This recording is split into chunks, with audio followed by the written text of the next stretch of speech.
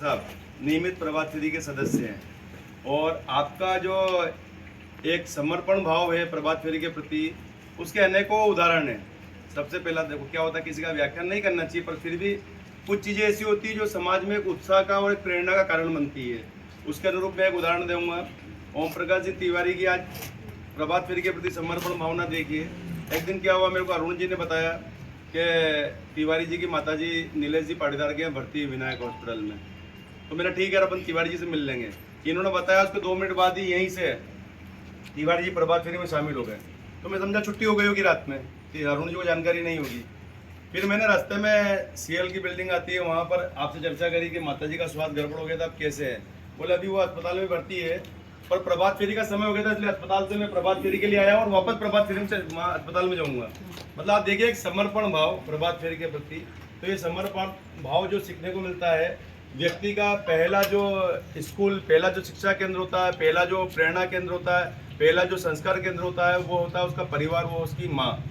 तो तिवारी जी की जो माता जी रही है, बहुत ही धार्मिक प्रवृत्ति की रही है। आप सभी पहचानते होंगे। अभी एक दृश्य दिखाऊंगा जिससे आपको याद आ जाएगा। इस गली से जब अपन निकलते थे तो ये कोने वाले मकान पे एक बुजुर्ग मातुश्री बैठी रहती थी और ताली बजाती थी प्रभात फेरी को देख के। उनको इतना उत्साह आता था प्रभात फेरी से, और उन्होंने अपने पूरे परिवार को ये संस्कार दिए कि हमेशा धार्मिक क्रियाकलापों में शामिल होना और अपनी सहभागिता प्रथम पंक्ति में दर्शाना।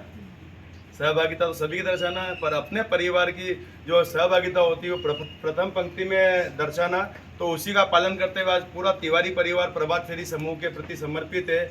आज जिस प्रकार मातुश्री की याद में कहीं कोई दान राशि निकाली जाती है, कहीं कोई समर्पण राशि निकाली जाती है, जहां मातुश्री का प्रेरणा का केंद्र होता है, उसी क्रम में आपने प्रभात फेरी के लिए भी एक समर्पण राशि निकाली है। मतलब ये बहुत बड़ा एक विषय है कि प्रभात फेरी से केवल आना, एक अपन आ रहे और एक जाना, एक उसके प्रति समर्पित होना। तो इस प्रकार के उदाहरण आज हमारी प्रभात फेरी को इस स्तर पर ले जा रहे हैं। तो उसके नींव के पत्थर जो देखे जाएंगे वो इसी प्रकार के लोग देखे जाएंगे। जब कोई संगठन खड़ा होता है, उसके नीचे जो सबसे पहले नींव के पत्थर होते हैं, वही उस भवन को मुख्य आयाम पे पहुंचाते हैं। तो आज हम सभी इनसे यह भी प्रेरणा लें कि प्रभात फेरी के प्रति कितना समर्पण होना चाहिए। आज अपने को एक अनूठा उदाहरण कि मातुश्री अस्पताल में भर्ती और प्रभात फेरी का समय हो गया तो वहां से उठ के प्रभात फेरी में शामिल होना और फिर अस्पताल जाना, बहुत बड़ा उदाहरण है।